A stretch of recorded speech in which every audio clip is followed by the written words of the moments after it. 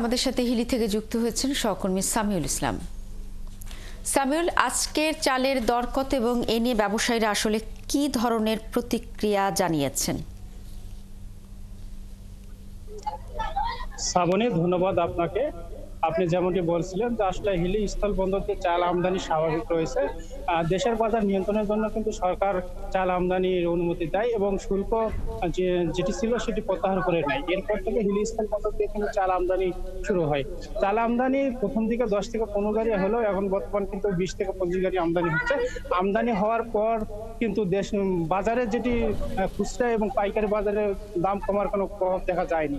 আমি পাইকারদের সঙ্গে কথা বলেছি, পাইকাররা যেটি আমাকে জানিয়েছেন যে আসলে ইন্ডিয়ান চালের থেকে দেশের চালের দামই কিন্তু অনেক কম।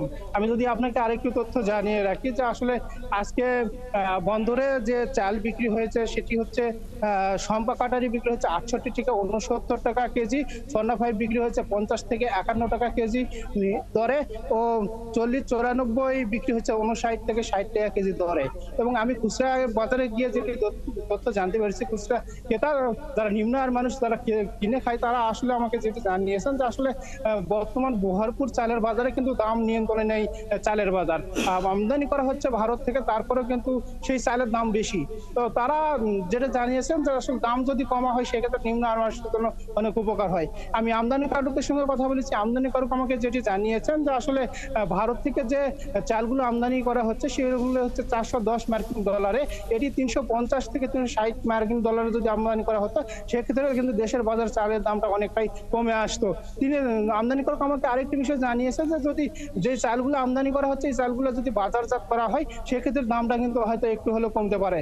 শ্রাবণী, সামিউল, আরেকটি বিষয় জানতে চাই, যেহেতু চাল আমদানির সিদ্ধান্ত হয়েছে এবং আপনি বলছিলেন যে এখন পর্যন্ত অনেক পরিমাণ চালে আমদানি হয়েছে, সেক্ষেত্রে আশপাশের জেলাগুলিতে আসলে এই যে আমদানির কি ধরনের প্রভাব পড়েছে, ব্যবসায়ীরা কি বলছেন?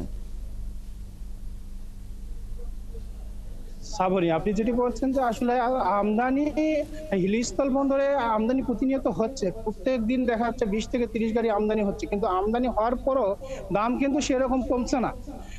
আপনি দেখেন খুচরা বাজার অথবা পাইকারি বাজারে আমি খোঁজ নিয়ে জানতে পারছি যে আগের যে দাম ছিল সেই দামে কিন্তু এখনো বিক্রি হচ্ছে। এতে কিন্তু ক্রেতা এবং পাইকাররা খুব বিপাকে পড়তেছেন এবং তারা যেটি জানিয়েছেন যে যদি দাম কমা না হয় সেক্ষেত্রে তাদের দুর্ভোগের মধ্যে পোহাতে হবে।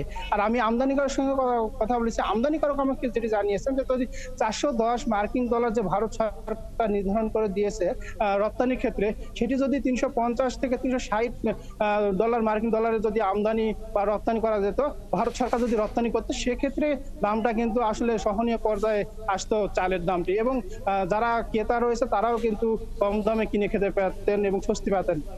শ্রাবণী, এই ছিল আপনি যেমনটি বলছেন আমদানি করার পরেও বাজারে খুব একটা প্রভাব পড়েনি। আপনাকে অসংখ্য ধন্যবাদ।